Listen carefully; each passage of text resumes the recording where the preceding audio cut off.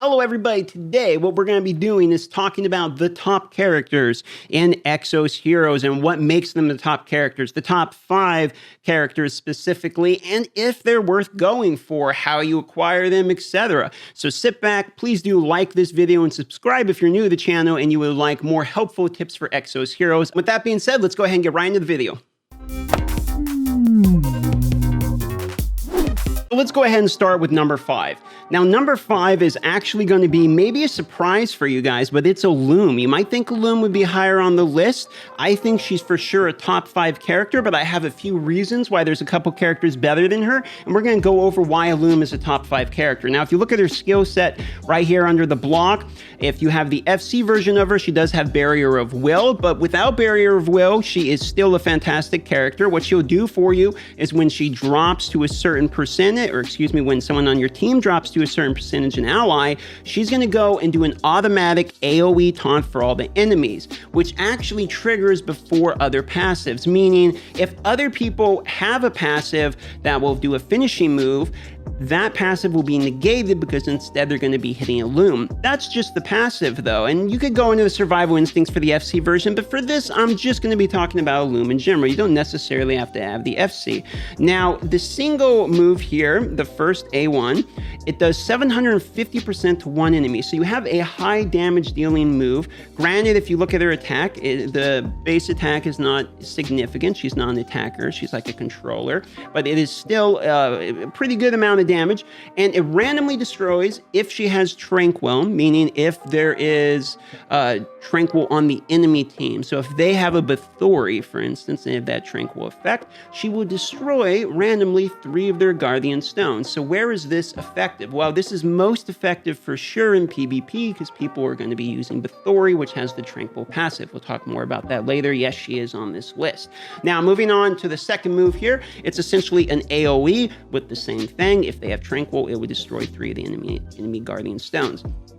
This is crucial because destroying Guardian Stones, once they're broken, allows you to deal double damage to the person, plus depending on what stone you broke, there's additional effects, like if a fire is the last stone you broke, you're always going to crit. If it's, ice, you're going to penetrate defense, for instance. I don't know if you guys know that, but there's actually some pretty big differences in gems. So for that reason, breaking gems is significant, and that makes a Loom number 5 on my list for sure. Okay, number 4 is FC Baraka in particular, and I have a reason why. In this current meta, it's kind of min-maxing, but really, he's a fantastic choice for the dragon scale in PvP when mixed with Annie. And let me break down why, because in PvP, what you really have to deal with is breaking through the dragon scale passives and wrath and all that. But the Annie, who's our number 3 on this list, so we're gonna do number 4 and number 3 at the same time, you have to understand how this works. So first thing's gonna happen is Burning Soul will happen, which it will allow an ally to gain 3 mana. Okay, so the Baraka is the fastest on our team because if you look at his base speed, he's the only one fast enough. He's 125. He's going to go first for most intents and purposes.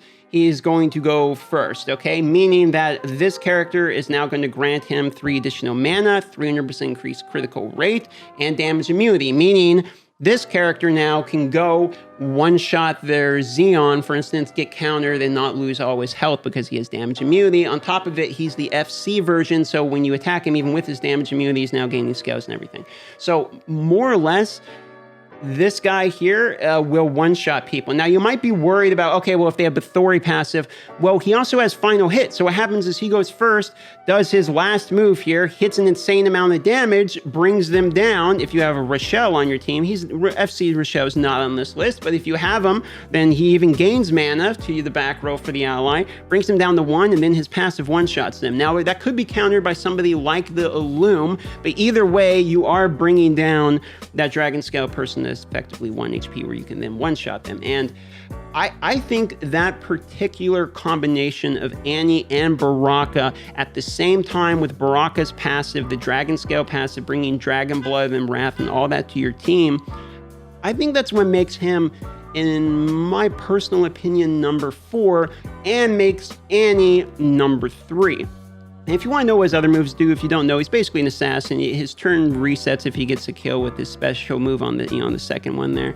And then Heavenly Thunderstrike is a single target nuke, basically. Same deal, steal mana, but it doesn't reset the turn, okay? So effectively what you're doing is Heavenly Thunderstrike is your first move when you switch that with Annie passive. He's also has some really nuts base stats. So if you look, he's got 2100 attack here, and I don't even have good gear on him.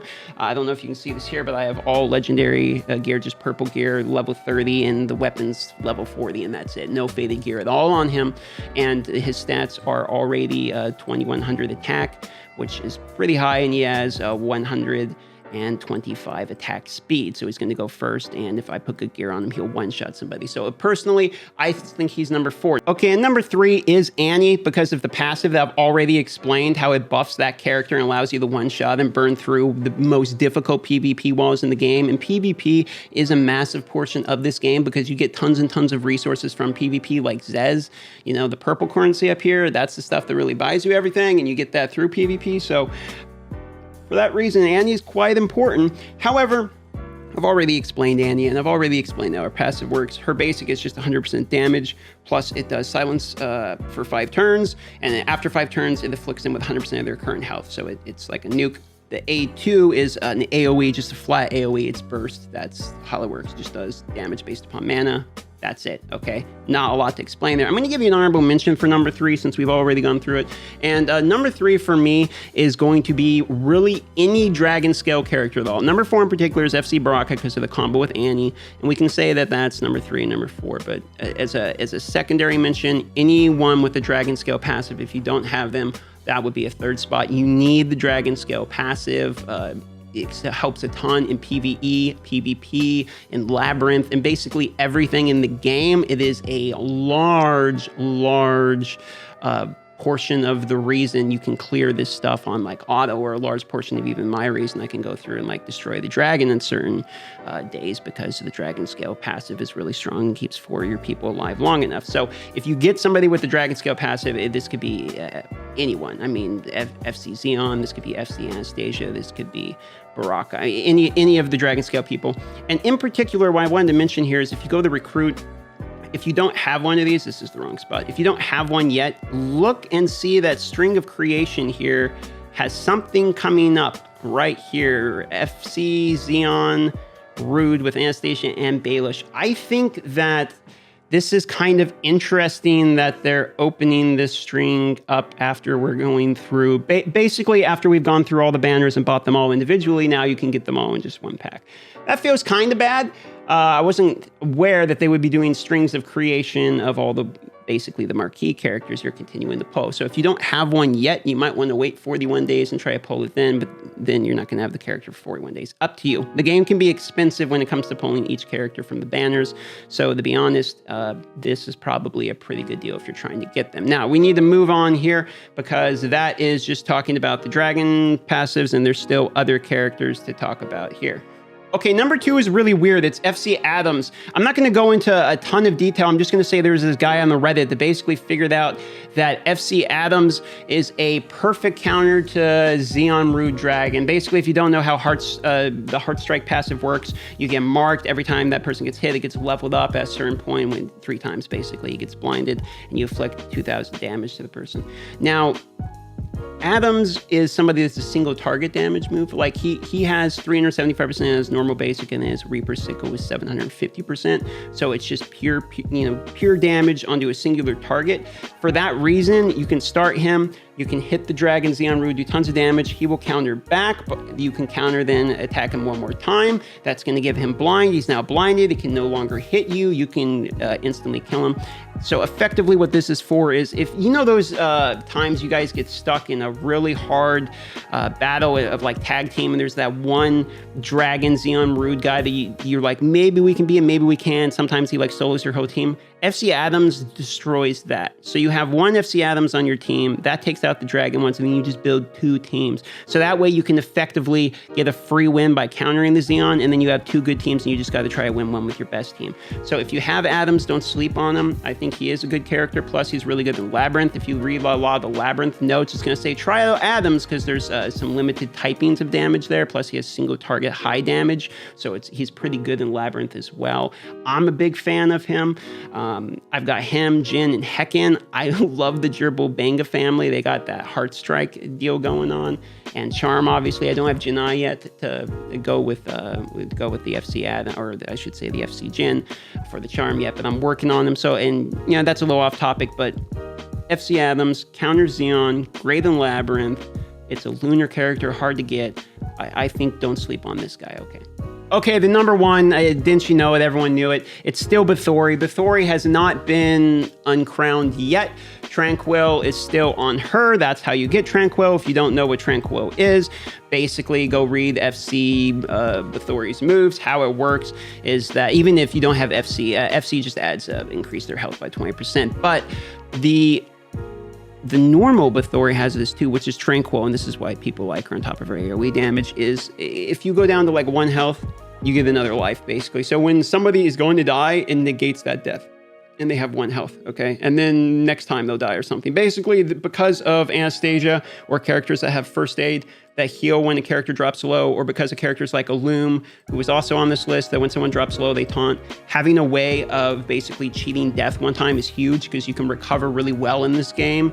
Plus, there's like Dragon Scale passives, which made the list too, and if you can survive, your Dragon Scale might be good enough to keep you alive. So for that reason, there's really 2 types of people. There's people that have Bathory, and there's people that don't have Bathory. And if you don't have Bathory, I'm going to one-shot your entire team with my Bathory, because my Bathory will do 30k crits on AoE, right? And as long as you have Dragon Scale, maybe you'll survive. But if you don't have Dragon Scale, or if it's like, you know, I haven't had built up and I've just been attacking a singular guy, then my Bathory AoE goes off, you're probably losing your whole team.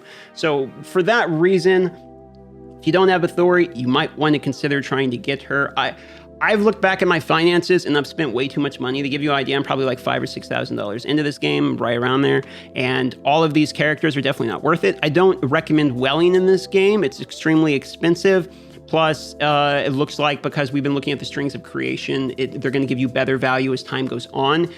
And they're probably devaluing the strength of certain characters very quickly. Like Dragon Scale passive, there's already so many options that you really only need to like pick the ones you like best. I think what you want to do in order to do this properly and collect these characters is just play the game, just pick up your Zez, do a couple pulls on the ones you really like, slowly progress through the strings of creation on the ones you definitely want, like Bathory, for instance, and then, you know, just do a small well here and there as you feel about it. Or else you'll get very expensive, because what you'll do is you end up picking up every character from the banner pulls, and then when the strings come to have all of them, you're going to be like, well, I wasted a lot of money. That's how I feel in the scenario, looking back and seeing that it's there. Because I pity pulled Baelish. I did all the way through for Anastasia, but I got her 3 times, and then I had to pity pull Xeon.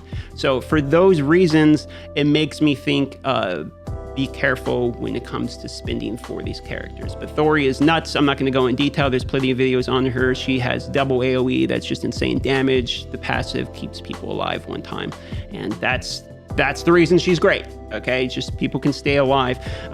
She's might be the one that's worth flat welling for. Other than that, the other ones can kind of come as they do. Now, I hope that this has been informative. If it has helped you in any way, please do consider subscribing. I am switching games from like Raid Shadow Legends. I'm now a Exos Heroes, and I do some Marvel Strike Force as well. And I would love to have your support on this journey, as I welcome the new people to you know, fill out the gaps for where the people that are only staying with Ray, they're no longer watching us. So I appreciate the support.